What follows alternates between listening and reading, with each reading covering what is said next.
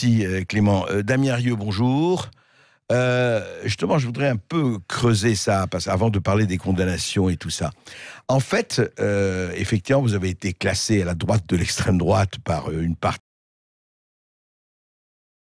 des années, donc 2012, c'est bien ça.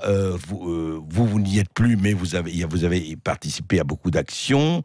Est-ce que c'est vraiment non-violent ? On dit, vous vous présentez comme non-violent, je veux dire, c'est vrai qu'il n'y a pas eu de faits divers au sens criminel du terme qui ont concerné les générations identitaires. Mais vos actions, vous les mettez sous quel signe ? Vous les présentez sous quel signe ? Alors je crois que leur modèle, c'est Greenpeace en fait. Enfin leur modèle, si on prend le modèle écologique, c'est Greenpeace. Donc c'est faire des actions qui sont parfois spectaculaires, effectivement, symboliques, et qui permettent de sensibiliser l'opinion par les médias, qui sont tabous ou qui sont mal vus, en tout cas par les médias, évidemment pas par la majorité des Français. Donc c'est un petit peu le Greenpeace de droite, je pense qu'il faut les voir comme ça. Et comme action symbolique, vous pouvez rappeler aux auditeurs de Sud Radio.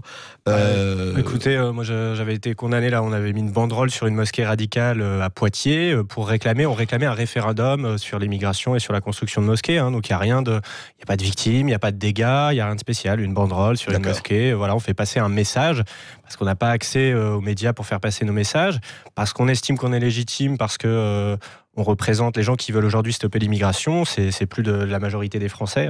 J'ai encore un sondage, 54% qui souhaitent, 54% des Français, sondage Kantar pour l'Obs qui date de 2018, 54% souhaitent qu'on favorise en priorité le départ d'un grand nombre d'immigrés. Vous vous rendez compte, la radicalité des Français, 54%, et 64% qui jugent qu'on ne peut plus accueillir d'immigrés supplémentaires, que c'est pas souhaitable. Ça, c'est un sondage IFOP-JDD. Donc on voit bien qu'on est majoritaire, mais que dans le discours médiatique ou dans le discours politique, on est marginalisé. Et pour se faire entendre, il faut faire des actions spectaculaires. Et vous n'avez jamais fait des actions violentes ? Non. Jamais. Il n'y a pas une action violente revendiquée, en tout cas par génération identitaire. Non. Et alors, justement, parlons de cette condamnation. Enfin, c'est pas vous personnellement, c'est le mouvement. Et qui a été condamné, je rappelle, par le tribunal correctionnel de Gap. Et je voudrais en parler parce que, justement, pour l'action qu'elle a fait, d'empêcher des migrants dans les Alpes, enfin, il y a eu toute une action. Et le tribunal correctionnel a condamné 3 responsables, donc Clément Gandelin-Galland, le Romain Espinot, le président, porte-parole, et Damien Lefebvre, vous-même. Voilà, c'est ça. Vous êtes vous-même condamné. Alors, vous êtes condamné, Damien, vous êtes condamné à 6 mois de prison ferme, 75 000 € d'amende, enfin collectif, je pense, et puis 6 ans,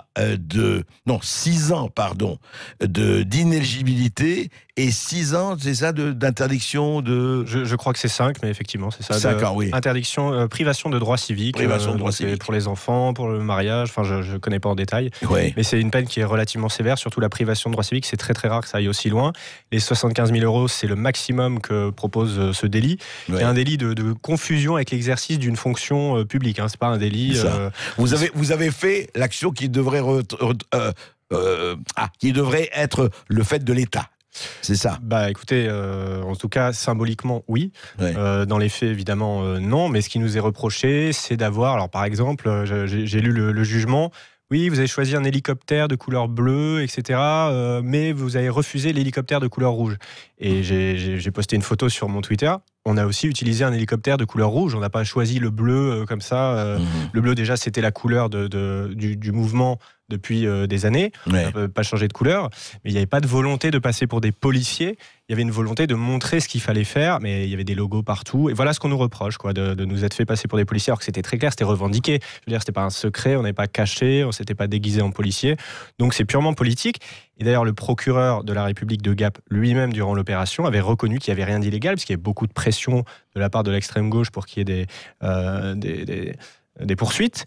Il avait dit, écoutez, on peut rien faire, il n'y a rien d'illégal. Et ils ont mis des mois à trouver un article de loi au fin fond du code pénal pour dire mais confusion avec l'exercice d'une fonction publique. C'est très très rare que ce soit utilisé. C'est un article qui est utilisé, vous savez, pour les gens qui se font passer pour des policiers, pour les cambrioler des mamies. Voilà. Pour revêtir des faux policiers, voilà. etc. Et juste un mot, mais cette lourdeur, parce que c'est vrai que c'est pour le moins extrêmement sévère cette condamnation, c'est quoi ? C'est une condamnation politique pour vous ? C'est clair ou pas ? Très clairement, ils peuvent pas se permettre. En fait, si vous voulez, le ministère de l'Intérieur a été humilié. Parce que ce qui s'est passé, c'est qu'il y a une bande d'étudiants qui ont montré qu'on pouvait tenir une frontière si on voulait. L'État pouvait faire son boulot. Et on a humilié le ministère de l'Intérieur, parce que si des gamins peuvent le faire, la 5e puissance mondiale, a priori, aurait les moyens de tenir le col de l'échelle. Faut qu'on arrête de se moquer de nous. Le col de l'échelle, rappelez-nous, c'est déjà... C'est un col dans les Alpes par où les migrants passent, soit celui de Montgenèvre, soit celui qui est à côté, col de l'échelle. Il faut savoir qu'il y a 17 agents de la PAF dans celui de Montgenèvre, donc ils sont pas assez nombreux. Et on a obtenu, d'ailleurs, après cette opération... vous avez réussi à stopper, vous avez stoppé? Alors, effectivement, il y a eu des raccompagnements de migrants, ce que l'article 13 du Code pénal prévoit, c'est-à-dire que lorsqu'on observe quelqu'un en flagrant délit, on peut l'amener à un officier de police judiciaire. Donc ça a été réalisé plusieurs fois. Maintenant, ce qu'on a obtenu aussi, c'est que pendant 2 mois, il y a eu des renforts de CRS sur la frontière, grâce à nous. Donc évidemment, quand le buzz est passé, les CRS sont repartis. Mais au moins, pendant 2 mois, la frontière a dû tenir un petit peu plus. Donc il y a eu plus que du symbolique. Il y a eu aussi, on a forcé l'État à mettre en place un dispositif plus conséquent. Et en fait, vous ne vous êtes pas, vous êtes pas substitué à l'État, comme certains vous le reprochent. Tout citoyen peut, s'il voit quelqu'un commettre un délit, donc en l'occurrence passer une frontière de manière clandestine, peut remettre une personne ou informer un officier de police judiciaire. C'est l'article 73, je crois pas 13, 73. Oui. Et le citoyen peut le faire, ça fait partie des devoirs du citoyen. C'est ça. D'accord. Eh bien écoutez, on va reparler, on va continuer à parler avec vous, et on va parler avec effectivement d'autres personnes, et notamment Régis de Castelnau. On va continuer, et vous, téléphonez-nous, exprimez-vous au 0826 300 300. À tout de suite. Oui, à tout de suite en tout cas, 0826